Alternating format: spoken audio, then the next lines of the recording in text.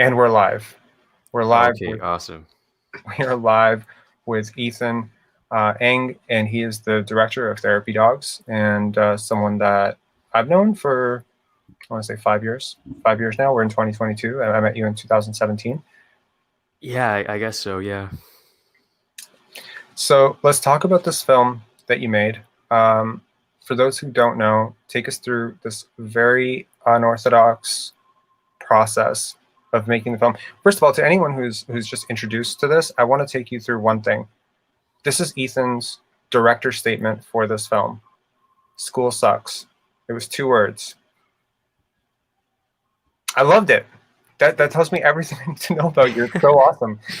Um, so let's talk about this film in the very unorthodox way in which you made it, and then hopefully we can deconstruct the process from when you had an idea that you wanted to make a feature film right up to where this film ended up. Yeah, sure. I mean, like, I thank you for having me, and I think like this is a really good opportunity to kind of like go deep into how because I really did start from something very small, and it it was like a huge like journey to getting the film to where it is today. Mhm. And yeah, would just go over like, you know, everything, because I feel like even I made this film in high school, and a lot of people, are in the same boat as me and are trying to, make movies, and are trying to figure out how do you go from like liking movies in high school to, making them. And yeah, it's a perilous and like very crazy thing. So we'll start at the beginning, and I guess I just preface this by what Therapy Docs is about, and pardon the sirens if you could hear that. Um, but because New York has a lot of crime, and that's where I am right now. We hope that you stay safe. Yeah, it's fine. Um, so yeah, Therapy Dogs is pretty much like a high school movie made by high schoolers. We made it during our senior year, and it's shot in a real school with real students, and it's like a mix of like narrative and documentary. We really wanted to make a movie that was in a 17-year-old's viewpoint looking forward, instead of like a coming of age movie that's always kind of looking in the rear view mirror.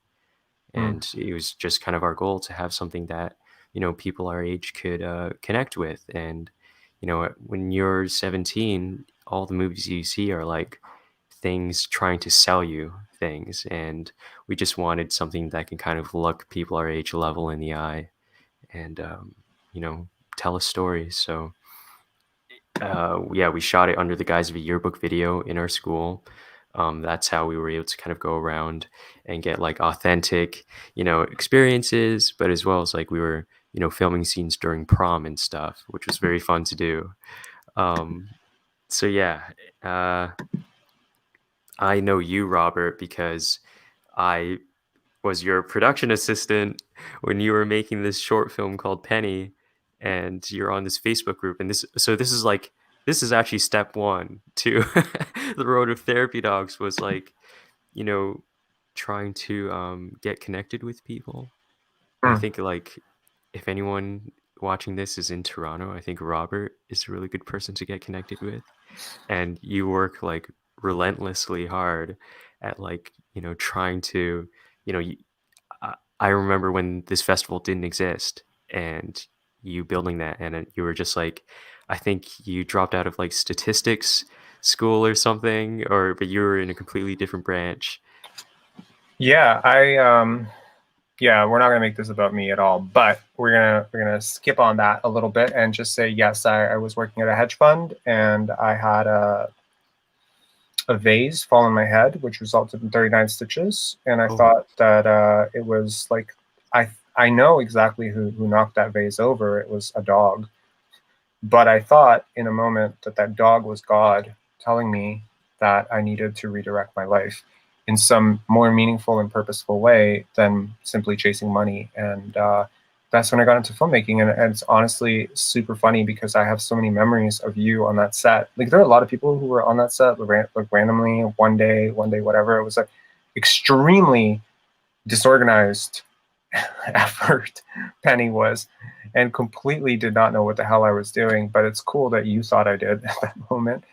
And we had a chat afterwards about you had sent me your short film that you'd done in high school, and that's I think maybe when you're alluding to the first step of therapy dogs. I think maybe one of the things that I could say for directors out there who might be a little bit older is don't judge, don't prejudge that you know something more than somebody who's been doing it less than you or is younger than you, because I think that a really important part of allowing or having filmmakers like yourself take the step to making a feature is that at least to some level you have to believe you can, and you have to feel empowered and enabled in some way to believe that you can.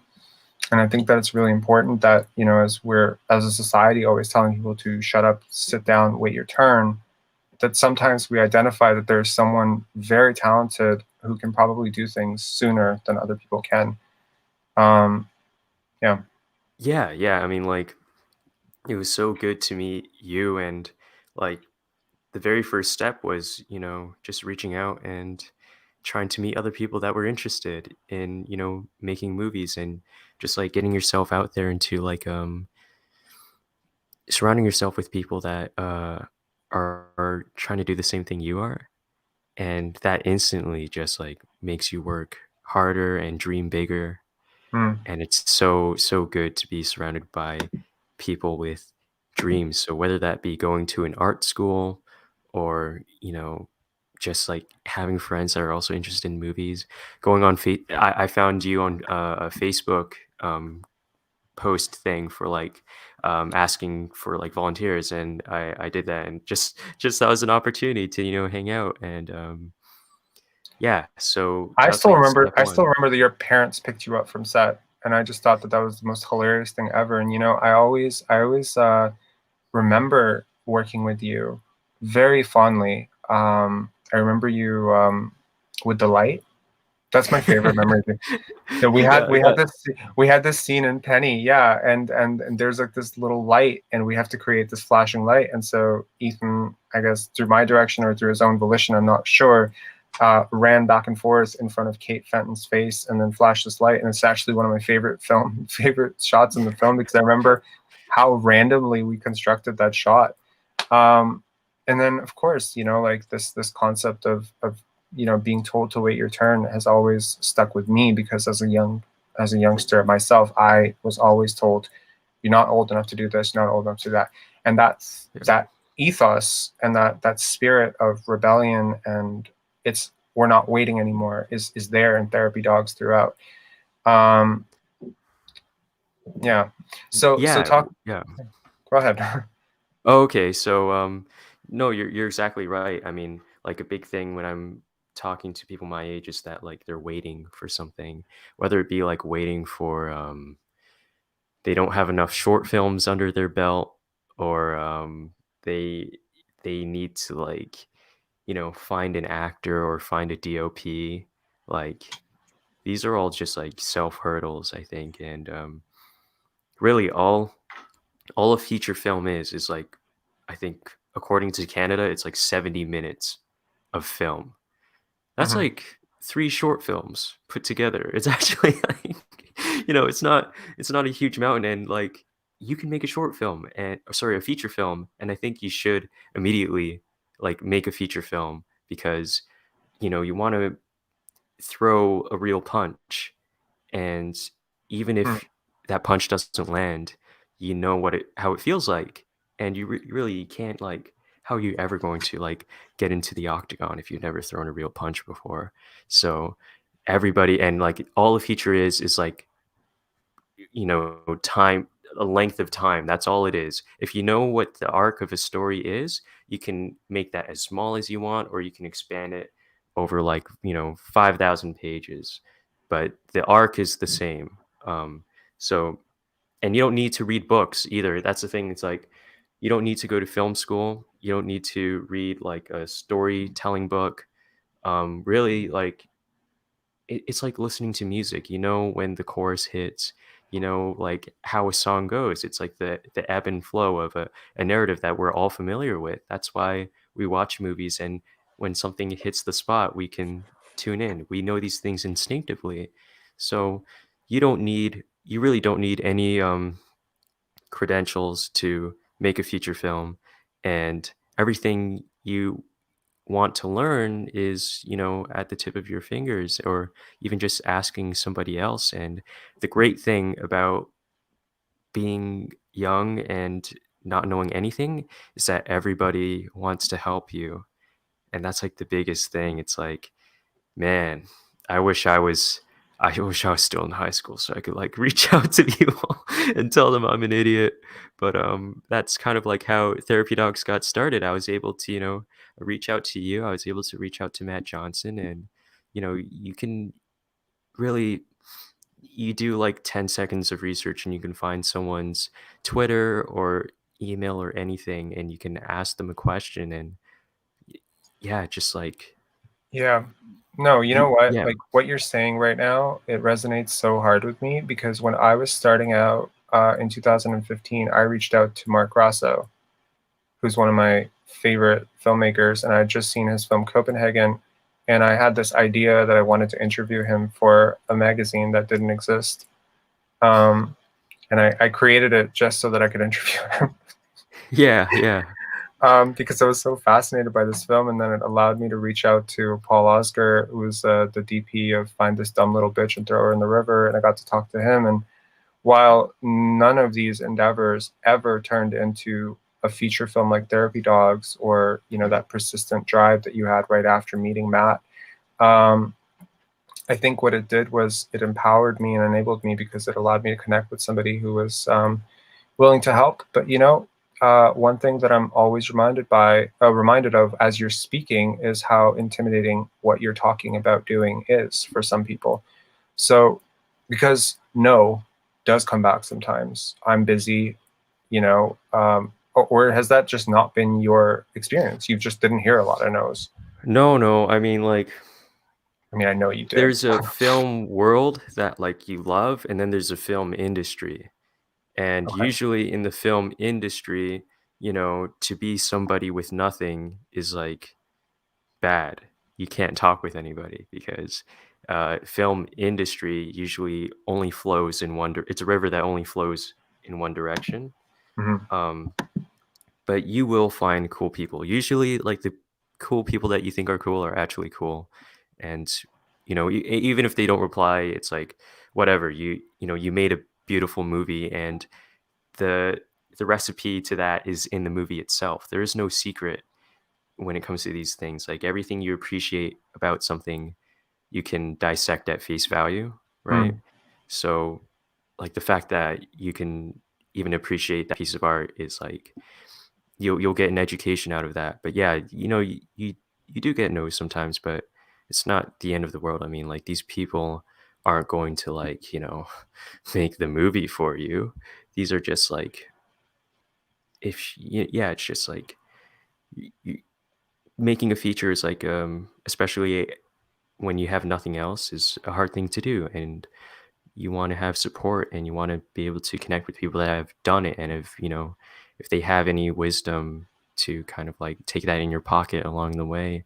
Like the Mm. thing with making a feature now is like nobody's asking for the movie that you have in your head. There's no reason for you to make it.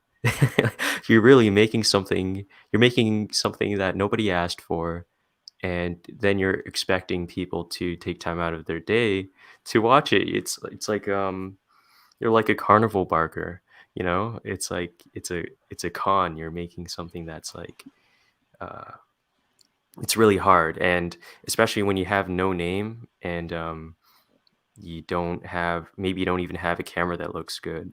Like the thumbnail to your movie maybe doesn't look like top quality. Like you have to have something special to kind of offset the anonymity or low budget, Mm. which makes it that much harder. Like it really is like trying to like break out of Shawshank, making a low budget feature. You have to like be really creative to get people to have a reason to watch something that doesn't have like a big actor or even a fancy camera at that point. That's interesting. Just talk about the process of discovering your own film, because you know there's three films. There's the film you write, the film you make, and then the film you edit. And I've talked to you at various points over the last few years, checking in for one reason or another, and I've known that you've been in a process of editing for some time with this film. Um, when you initially started making it, what were your expectations? Because I've heard you in other interviews talk about your expectations, but I don't know if you want to share that here. No, of course. Like I was in the same boat as anybody else. I wanted to make like the Paul Thomas and I wanted to make Boogie Nights High School. Actually not Boogie Nights, another like more appropriate movie, but high school. Like I wanted, I bought a Steadicam with a vest and like the whole arm system. Like I really thought I was gonna like make, a really like sexy and sleek movie. And I wrote a screenplay too. Hmm. And the whole yeah, so it, my vision didn't match what I could execute, and I needed to calibrate that. So we did have a screenplay by the end of it, but we adapted it to our means of production. And Right. so yeah, the screenplay, it was helpful because it got us familiar with like the emotional beats of everything.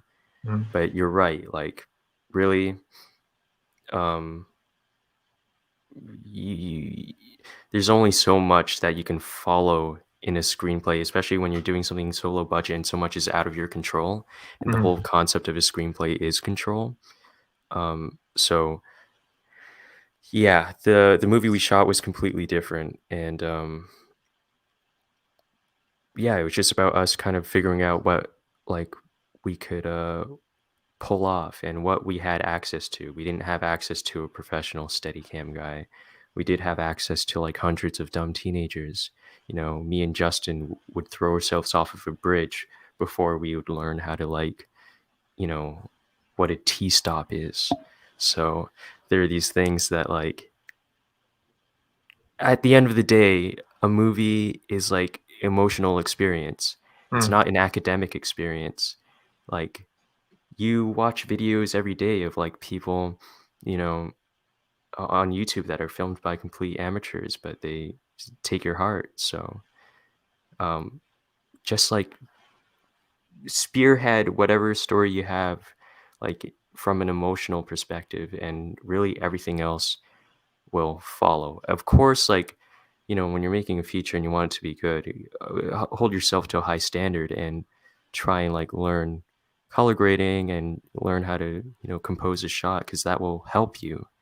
Hmm. Um, but yeah, just everything comes from like that emotional perspective. Well, for those who are perhaps not aware, your film was selected to the Slamdance Film Festival in competition, thus making you, if I'm not mistaken, the youngest filmmaker to debut at Slamdance with your feature.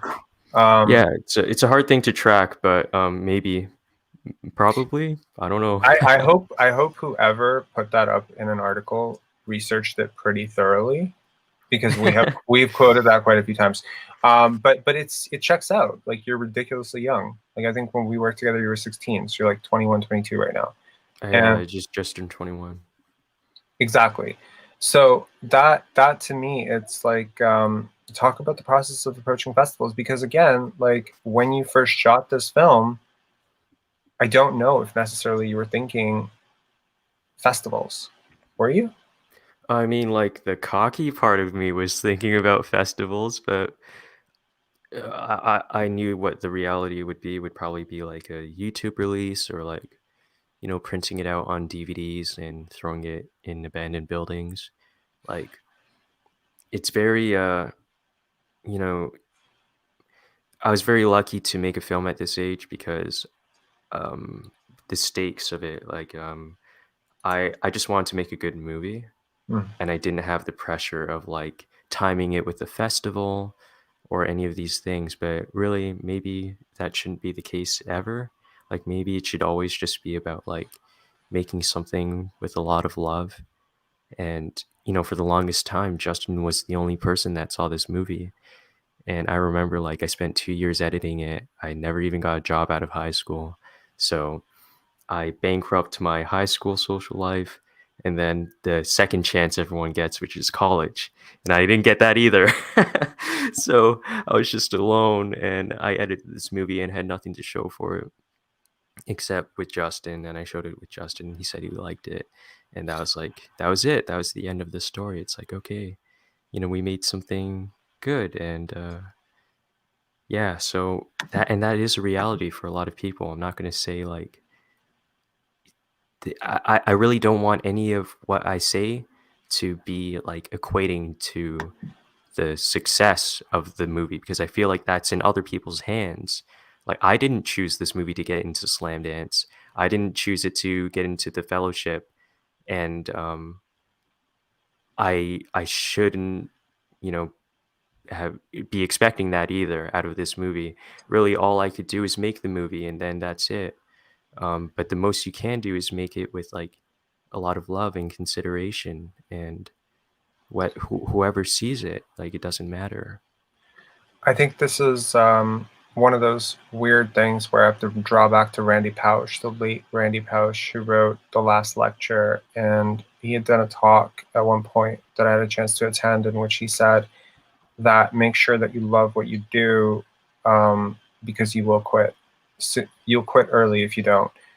Yes. And I'm hearing a lot of commitment because there's a lot of people out there who might really, really enjoy the results of what you've gotten out of this film.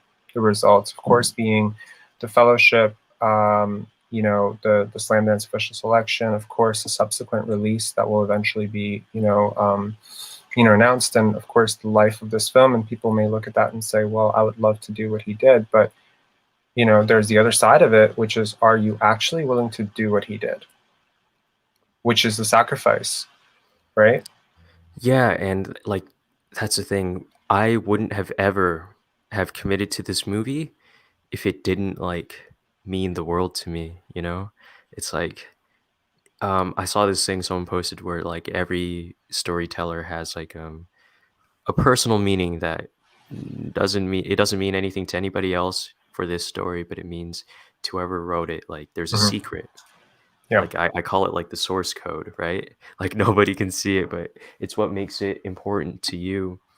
yeah. And yeah, like making a feature film or any film for that matter is like hundreds and thousands of dollars and hours of commitment. And why would you spend that? Like, why would you commit to that if it didn't like, it wasn't so deeply embedded in your heart and it Mm. meant so much to you? So, when you do have an idea, that's the thing. It's not like I used to try and invent ideas for stories, because I grew up with YouTube, and before I wanted to be a filmmaker, I wanted to make YouTube skits, and I would always like write down, what would funny videos be, and I would try and like sit down and think. But Mm. the most important like ideas that come to me now aren't things that I sit down and invent. These are things that like you know I'm trying to solve, and these are like very meaningful. And the thing is, I haven't solved it yet either. That's the thing, is like this making this movie is a part of that journey. Like don't make a movie where you know all the answers, or like you just place some kind of like false like superficial wisdom at the end of it. Mm. Like it's good to you know have a dance with your movie and to struggle with it, and you Okay. should always be like spinning that Rubik's cube. I've always found that some of the most interesting films start with a central question that the director is like trying to explore, and I find the most uninteresting films tend to start with a statement that the director is trying to push. I'm curious what your question was. it was like how it was pretty much about like how do me and Justin or anybody else my age look forward to like life? Like what is there to look forward to? What is so good about being young? And high school school sucks, and like what is there to life? This is the end, you know? It's like once you get out of grade 12, it's like the death, and like you just work until you die. And what is there to look forward to? Yeah, just a lot. I think that's really interesting. And one of the things I suspect would draw people to your project, and you might say that yes, you cannot expect to get into Slamdance or Sundance or whatever with your film, but in reality, I think that if you make a film in a very honest way and in a very resolved way, where you're asking really questions that mean a lot to you, you can expect that the film will impact somebody in some way, that it will resonate, because the resonance comes through. It's like the author's perspective as a filmmaker resonates not only with the people that they bring on to collaborate with them, that energy then goes into the dedication and post. And so I think a lot of times if you start things for the right reason, you end up falling ass backwards into the right results. Yes, no, you're right. Like everything that I'm kind of lucky that we were asking the right questions with the movie, and kind of approaching it in the right way. Because you're right, it did kind of lead into a weird domino effect where, like, then the right people are watching it, and that's a very good thing. When the movie is small and you're only sending links to people, it's getting into the hands of the right people, because maybe some cool guy won't share it with his cool buddy if it really wasn't that cool, right? So if it was really cool though, you would share it. And yeah, Hmm. so you're right. We'll talk about the involvement of Matt Johnson, because I remember when you first sent me this film, my first question was, "That Matt Johnson?" It's a direct quote, I promise. Like you can check your chats, because I'm a really big fan of his work, and I'm curious if, well, I kind of know the answer to this question, but I'm wondering what in his work drew you to him, other than perhaps parallels in style and tone, and how that process of working with him enriched your perspective and how he helped. Right, yeah. Well, anyone in Toronto knows that Matt Johnson is like he's like a local hero here. And there's no end of like kids my age kind of like trying to send him emails asking for advice or all of these things. And yeah, he quite obviously made The Dirties, which was shot in a real high school as well. And he's someone that plays with like format, and he plays with like the narrative. And um, he knows how to make something low budget interesting. He doesn't make it a limitation. He makes it like something that's empowering. Hmm. Um, so yeah, of course, like I sent him an email and I told him I was going to spend all my college money on therapy dogs. Thank you for inspiring me. And then he was like, "Whoa, you should go to school." And I was like, "No, I'm okay."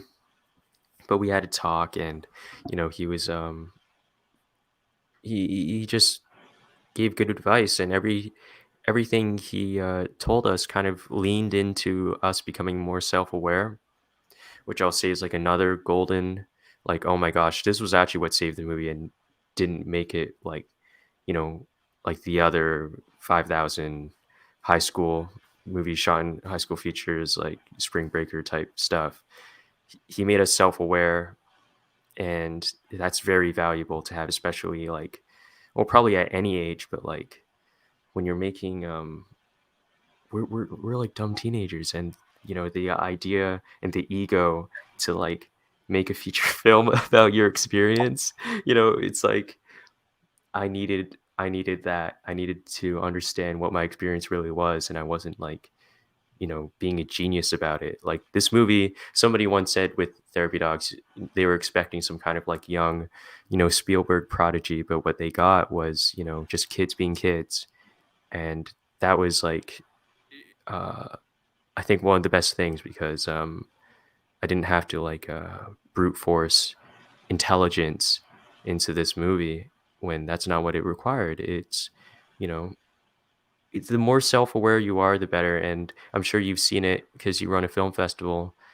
The self-aware moments in a movie is like the best, and it gives audience relief. There's so much tension and pain when you're watching a movie that has no self-awareness. So, and yeah, so he got involved um kind of like as an internship we took in high school. um but really all it was nothing technical. Like we were just kind of hanging out, and with Matt Miller as well, his producer. And yeah, I disappeared after that, and I made the movie, and I came back like 2 years later, and I with a USB key, and I was like, hey, check this out. And um you know, they roasted the first couple of cuts, and I'm sure they still have stuff to say about it now. But you know, they didn't take their names off it, so that must mean something. Yeah. Um, that's really cool, and I think there are eureka moments for filmmakers through a process. I'll tell you that for sure. I think most filmmakers can identify with, especially when you're young and you're breaking into the industry, of oh shit, that just got real. You know, there's like an oh shit moment for some people, and I think sometimes that can just be a mentor or a producer or a co-collaborator that you didn't expect to be able to reach. Like, for instance, reaching out to a DP that you think is like way, way, way, way, way too good for your shitty script, and then telling you that it's really awesome with a few tweaks, and you're like, oh shit, this just got real. Was there an oh shit, this just got real moment for you before Slamdance? Well, yeah, it's when Matt offered his support. Like I feel like that moment is like 10 times. I couldn't sleep for 2 weeks actually when he said he'd take us in for a co-op placement. And I tell him that, but he doesn't believe me. But that was really when I thought like, oh, we're big time now. You know, he's helping us out. And the getting into Slam Dance was awesome, and the Russo brothers win was awesome. But when Matt, you know, brought his support to us, because we had nothing, we had nothing to even show for anything. So that moment is like always going to be like the highlight for quite some time. Is when I got like some kind of like, you can say, professional acknowledgement on like this crazy ambition to Mm, make this movie. So, and yeah, you're right. Mentors. You can't really, you know, go on like Indeed and like look for a mentor to hire or anything. yeah. But Well, no, that's it's yeah. the way I see it is, you know, as you've alluded to already, information is at your fingertips. Okay. Most of the stuff that Matt would have suggested to you or, you know, told you about, you know, filmmaking or distribution or festivals or whatever information he's offered you, somewhere on some forum out there, that information is just there. It's in a book somewhere. He learned it somewhere. You could easily have taken it there. I think the thing that somebody that we respect taking a chance on us, associating with us, I think I can definitely identify with moments in my life where that's happened.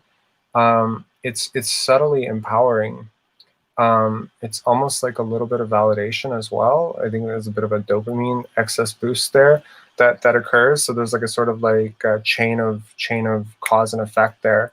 But sometimes it's only from this assured place that people can do what you're talking about doing. I think there has to be some concept of I'm okay no matter what happens with this in order for the thing to breathe.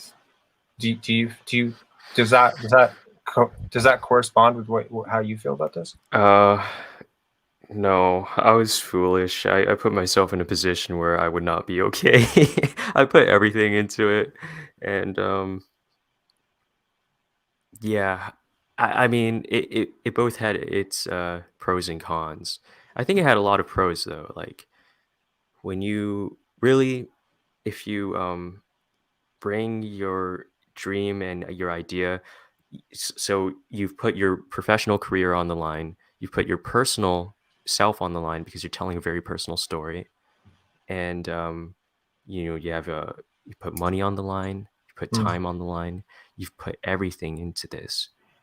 There's like the things you will learn, you will go through like pain, buddy. Like this is like you're signing up for like some like CrossFit type, like just intensity. And Yeah. whatever, even if you fail, you will fail spectacularly. And that's one thing that really, that was the one thing I was confident in with therapy docs, is that like, even if I fail, like that's why I sent Matt that email. It's like, you're going to watch something you're going to watch, like, even if this blows apart, it'll be like the most beautiful firework of just like failure. And I would learn things that, maybe I didn't want to learn, and I did. Um, so I'd say definitely, and 100% of the time, always put um, like as much as you can on the line, Mm. because you want this film to succeed beyond your wildest dreams, and Yeah. so you have to put your wildest dreams in there. Um, yeah. But why don't you think more people do what you did? Like why don't you think more 17, 18, 19-year-olds don't, 16-year-olds aren't reaching out to film production saying, "Hey, yeah, I'll be your PA." Why do you think more 18-year-olds, whenever you reach out to Matt, are not reaching out to Matt? I mean, sure, they are reaching out to Matt, but not with a concrete, like, check out my film. um, and such a definitive statement of like, I'm giving up all my college money. Like, that's what I mean. I think there's like a determination there that's almost infectious, makes people really want to get behind you almost. That's the thing too. If I didn't bet so much, I don't think it would have gotten as much attention. Like, um, I put it all in, and everyone at the table kind of like, glances like, oh, he's put he put all his chips in, and that's the benefit too. There really is no downside, well, except for yourself and everything you have. But aside from that, there's no downside to, like, people will appreciate even you trying. And I think that's a big thing. It's like, you know, don't like don't do like a Goodfellas ripoff that you don't believe in, or like, don't go to like the don't, I don't know, just don't put everything into or don't even think like, a lot of people will respond if you're not like doing something that's very important to yourself, because people will see that. And yeah, so as you said, you kind of like fall ass backwards into, these good things that are happening, but that's because like you put every good part of your soul into this, and it's magnetic. No, I completely agree with that. I guess my question here would be, what's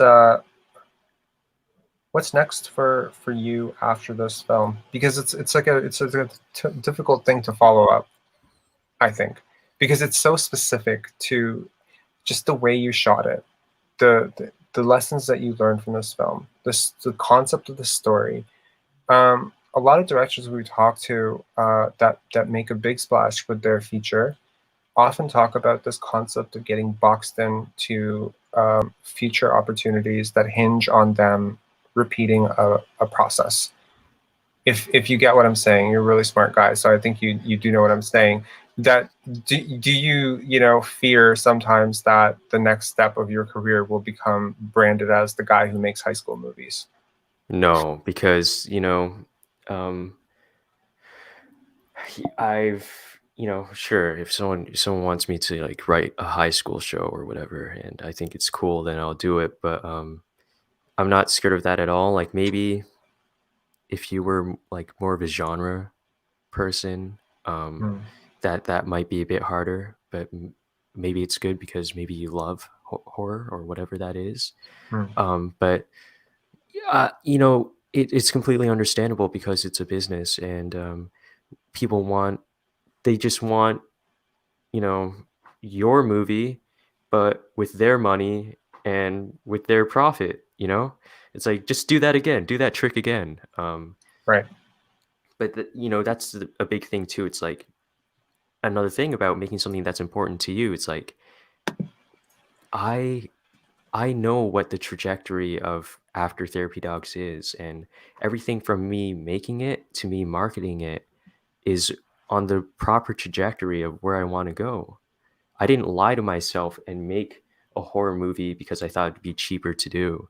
And now I'm stuck boxed in, with people wanting me to make horror movies. I made something that was important to me and I can follow that trajectory. That's the only line of reason, going from one movie to the next.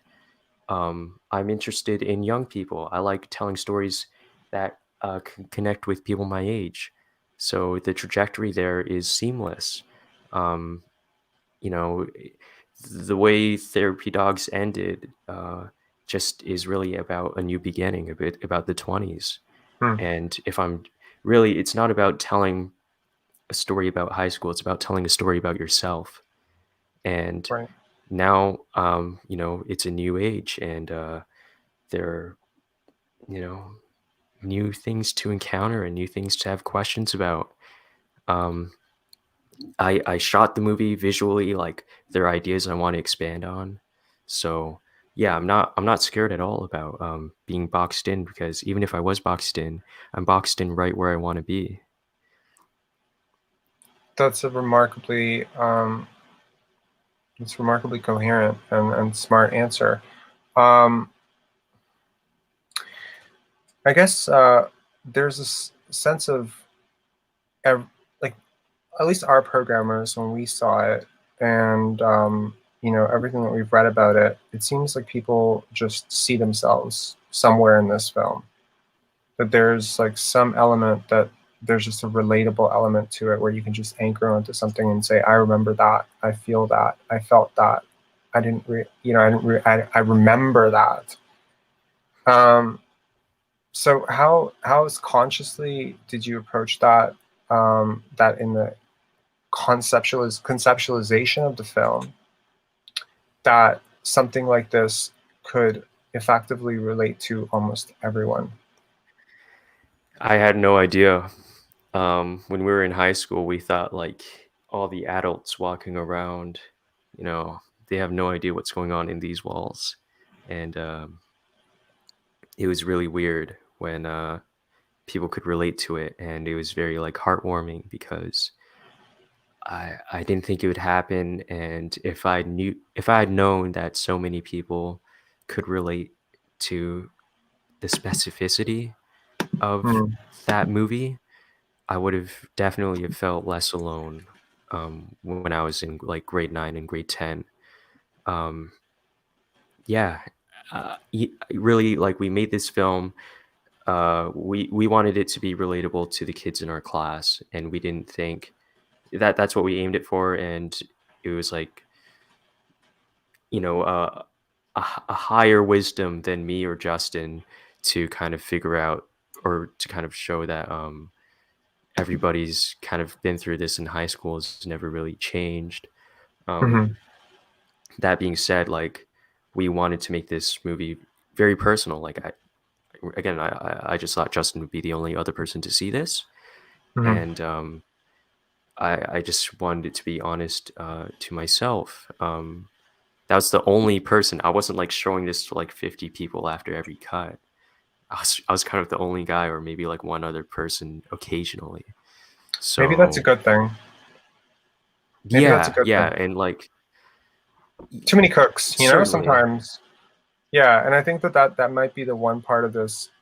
I've talked to a lot of filmmakers, as you know, over the years at Pendance, and they talk about their first indie dream, that first film that sort of launched it, and it was made on, whether it was made on 100,000, 200,000, with limited money, their own money. They put credit cards, they sacrificed everything. This is a pretty common, thing among people who make their first feature. Um, and they talk about like losing that sort of freedom on their second one. That suddenly there are deadlines to adhere to, there are producers, and so sometimes, and then you look at the work and it reflects that ability to get that final cut on that indie feature, that ability to um, even the limitations in itself, right? That working with a low budget present, there are certain things you simply can't do, and the inaccessibility of certain options sometimes narrows your choices down to a what I call like a choosable bunch, something, so I think it's really interesting how this film was made. I think it's really interesting how it was shot. There's a lot of there's some questions popping up here. Okay. Yeah, there's has your film been compared as the next Breakfast Club? No, it hasn't. I'm trying to think of films it's been compared to. People always bring up Kids. I've never seen Kids. What is it? I don't think we're as cool as those kids probably. We're just from Mississauga. What else?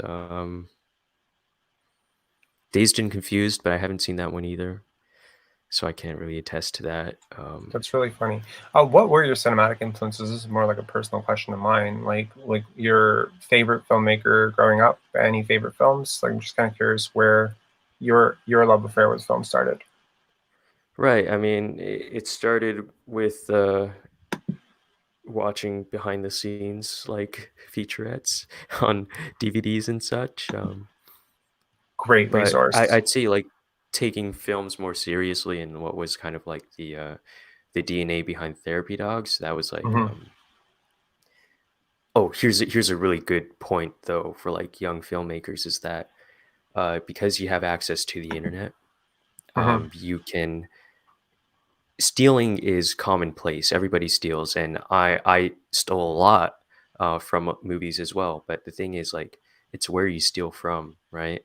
Like, we're no longer in an age where everybody grew up with like the same canon of movies, and now you can really go into rabbit holes and find films that really connect with you personally. And the only difference is that like you can hide your tracks better now, right? So I would encourage everybody to like really seek out specifically what is interesting to you and follow that rabbit hole and love those films and let that be a part of your personal canon. And it's people will be more unique filmmakers. Like I haven't seen Pulp Fiction, but I've seen like Zero Day, and that movie is like means the world to me. And I'll probably reference Zero Day as much as some kid at York is going to reference Pulp Fiction. But like just yeah, i- it's impossible to be unique right now, and I don't think I'm at that stage either. But what you can do is just be uh, influenced by uniqueness, and I would seek that. But yeah, Zero Day, obviously the Dirties. Like this film has been compared to the Dirties, and you're like completely fair. I mean, that was like a huge inspiration. It's one of my Um, favorite films, The Dirties. That's that film yeah. since I saw it to the day it ended, to this day. So I saw it, I think 2014 ish, probably 2014, 2015. I saw it. Immediately, Matt became one of my favorite filmmakers. Such a huge fan. There's a question here. The film is set before the pandemic, and I guess it really portrays how life was before COVID for teenagers. But you had to do your film after the pandemic. How different do you think it would be from Right. Izan? Right, Izan. I've actually spoken with you last night, so hello. And yeah, the film would certainly be different, but it wouldn't have like ruined the movie. Um, because this movie was not about high school. It was about, you know, me personally, and it was about my experience. So there would have always have been something to talk about. Mm-hmm. I did not rely on high school, being hello. I did not rely on high school. It certainly helped with the relatability though, but I'm sure a Therapy Dogs in the pandemic would have been like Yeah. equally or relatable in a different way. And yeah. You were wearing masks for at least part of the film. You were wearing masks, so I mean Oh right, yeah, but we had holes around our mouths, so it wouldn't have. it's the worst type of mask, but it's a mask. Okay, Yeah. so funny. Okay, watch the slam dance. Can you talk about the car sequence? I guess they're talking about the opening. There's a car sequence. Would that be the car? No, There's probably the when we strapped Justin onto the roof of a car and did donuts. Ah, okay. with the police. With the Yeah. police officer? Okay. Yeah. So, I In fairness, mean, there are a couple of car sequences, but yeah. let's latch on to that one. Yeah. Good one. Yeah, we strapped him onto the roof of a car, did it in the school parking lot. Um, we used one strap, maybe should have used two. He was holding on for dear life. I think the thing is that I what is very valuable about like what I learned is the power of spectacle. And Mhm. like this movie is like filled to the brim with them because like we weren't going to like, I'm not like Noah Baumbach. I can't like, be like have someone watch a conversation for 10 minutes or whatever.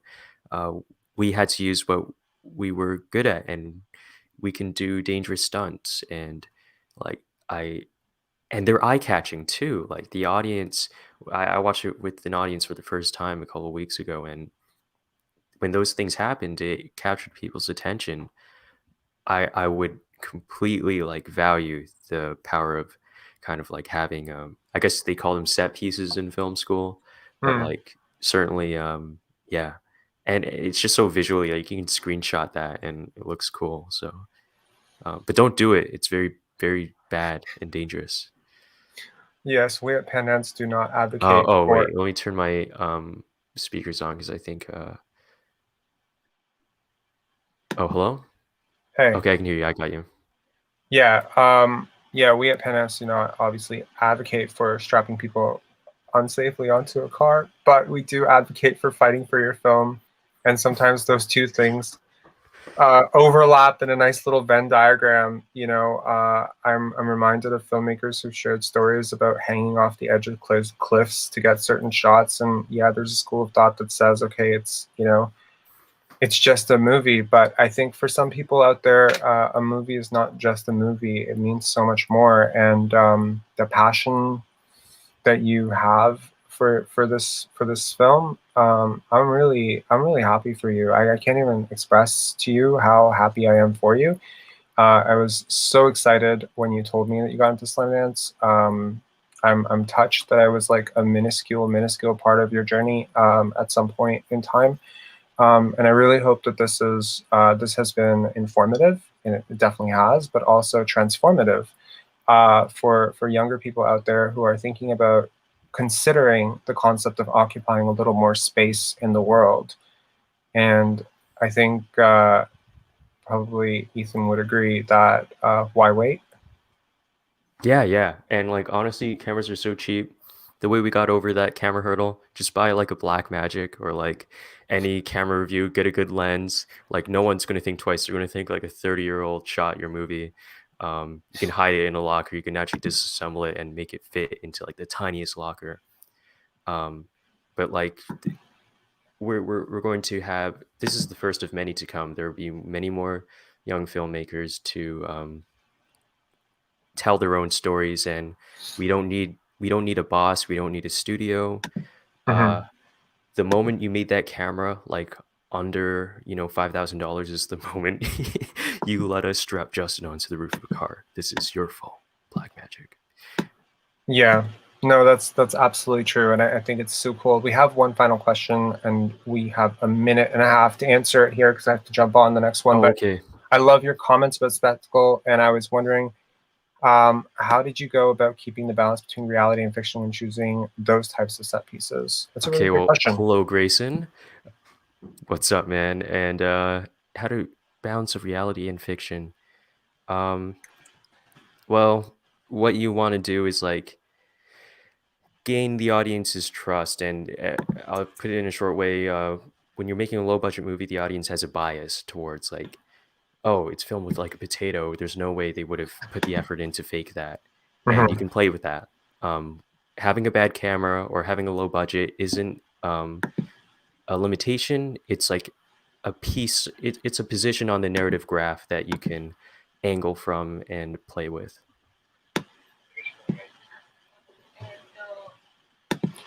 Awesome. Um, I completely and sincerely agree with that completely. And I want to thank you for coming on and doing this. It was No, really cool. thank you, man. Because like Therapy Dogs isn't playing here, unfortunately, but I'm so glad you still gave an opportunity for me to, share some stuff. And I And love your yeah, festival.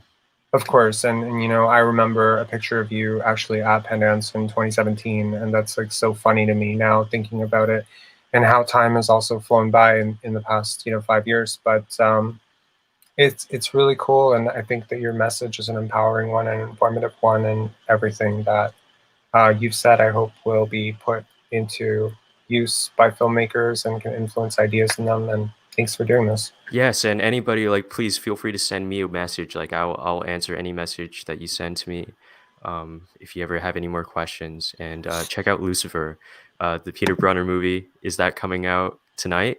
That came out last night. Yeah. Last night? Okay, Yeah, yeah, and I'll be checking that out. we're gonna attach Peter's Q&A right after I'm done with Kenichi's. By the way, check out Extraneous Matter too if you're into that. Are you into that? You should check it out, dude. You'd love it. I will, I will. Yeah. There were a couple ones, yeah. Yeah. Okay. Thanks for being part of Pendance. A lot of thanks popping up. And talk to you later, man. All right, see Stay you, in dude. touch. Yeah. See you. Yeah, Enjoy New York. all right.